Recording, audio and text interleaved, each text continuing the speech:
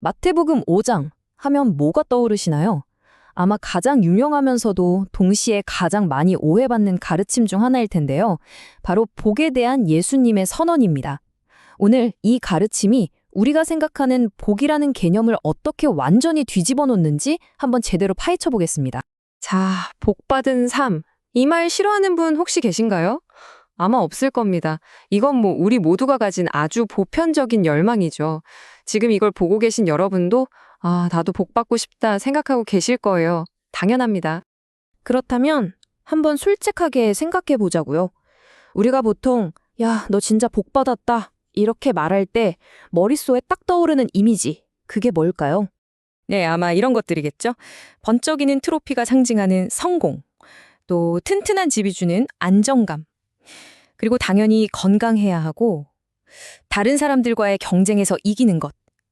세상은 바로 이런 것들을 손에 넣어야 복 받은 인생이라고 말하잖아요. 사실 충분히 공감되는 이야기입니다. 그런데 말입니다. 바로 이 지점에서 예수님이 정말 이상한, 아니 어쩌면 좀 충격적인 선언을 하십니다. 우리가 방금 생각했던 그 복과는 완전히 다른 낯선 목록을 딱 제시하시거든요. 자, 이 화면 좀 보세요. 정말 극명한 대조 아닌가요? 왼쪽은 세상이 말하는 길이에요. 성공의 사다리를 열심히 올라가는 모습이죠. 그런데 오른쪽, 예수님이 말씀하시는 복은 이건 방향이 아예 다릅니다.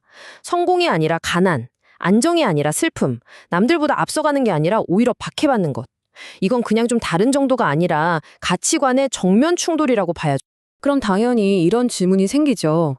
아니 잠깐만, 도대체 어떻게 가난하고 슬퍼하고 핍박받는 게 복이 될 수 있다는 말이지? 말이 안 되잖아요. 이게 바로 오늘 우리가 풀어야 할 가장 중요한 수수께끼입니다. 자, 이제 이 말도 안 되는 것 같은 수수께끼를 풀 열쇠를 드릴게요. 핵심은 바로 이겁니다. 이 목록들이요, 우리가 복을 받기 위해서 해치워야 할 조건들이 아니라는 거예요.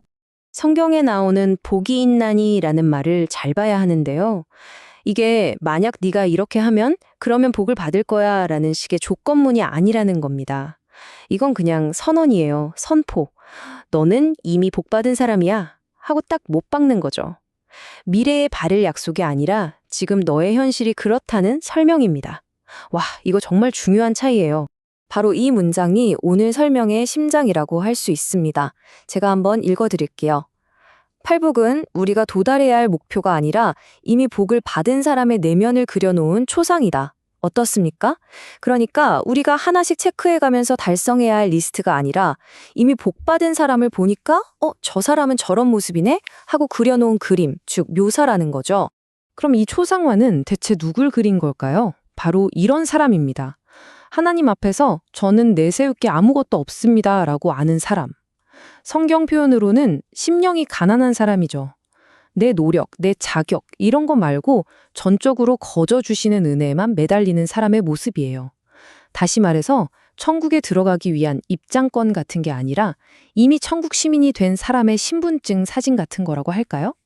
그 사람의 정체성을 보여주는 거죠. 네, 맞습니다. 이 그림이 모든 걸 딱 보여주네요. 복이란 건 왼쪽처럼 저렇게 힘들게 바위를 밀어 올리면서 쟁취하는 게 아니라는 거예요. 그게 아니라 오른쪽처럼 이미 나에게 주어진 선물, 즉 나의 정체성에 대한 이야기라는 거죠. 이건 정말 관점의 180도 전환입니다. 자, 그럼 이런 새로운 정체성을 선물로 받아서 세상을 살아가면 어떻게 될까요? 꽃길만 걷게 될까요? 아니요. 필연적으로 세상의 방식과 꽝 하고 부딪힐 수밖에 없게 됩니다. 왜 부딪히냐고요? 이 그림을 보면 바로 이해가 되실 겁니다. 세상은 저기 직선으로 뻗은 고속도로를 가리키면서 저기로 가야 성공해 라고 외치죠. 그런데 복받은 사람의 정체성은 저기 구불구불한 오솔길을 가리켜요. 겸손, 온유, 섬김 이런 가치들이 있는 길이죠. 애초에 가리키는 방향 자체가 다르니까 마찰이 생기는 건 너무나 당연한 결과일 겁니다. 근데 여기서 또 한 번의 놀라운 반전이 있습니다. 그렇게 세상과 부딪히고 마찰이 생기는 게 내가 길을 잘못 들었나 하는 실패의 신호가 아니라는 거예요. 정반대입니다. 오히려 그게 바로 너 지금 제대로 가고 있어 라고 알려주는 이정표, 즉 표지판이라는 거죠. 자, 그래서 여기서 표지판 역할을 하는 아주 중요한 상징 두 가지가 등장합니다. 네, 바로 우리에게 너무나 익숙한 소금과 빛입니다. 여기서도 잘 들어보세요. 예수님은 또 선언하십니다. 소금과 빛이 되기 위해 노력해라. 이게 아니에요. 그게 아니라 너희는 세상의 소금이다. 너희는 세상의 빛이다. 라고 딱 정해서 말씀하시죠.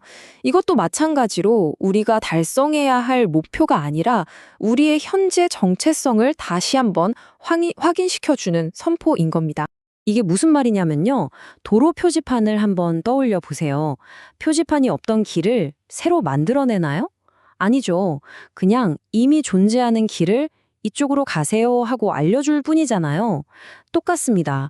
우리가 소금과 빛으로 사는 게 우리의 정체성을 만들어내는 게 아니에요. 이미 우리에게 주어진 그 정체성이 세상에 자연스럽게 드러나는 표지판 역할을 한다는 뜻입니다. 그리고 소금과 빛은 역할이 조금 달라요. 소금은 어때요? 음식에 스며들어서 잘 보이지는 않지만 부패를 막아주죠. 세상 속으로 깊숙이 들어가서 영향력을 미치는 겁니다. 반면에 빛은 어둠을 환하게 밝혀서 다른 사람들이 길을 볼 수 있게 하잖아요. 진리를 드러내는 역할이죠. 중요한 건 뭐냐? 둘 다 자기를 위해서가 아니라 세상을 위해서 존재한다는 겁니다. 바로 여기서 이 모든 것의 궁극적인 목적이 드러납니다.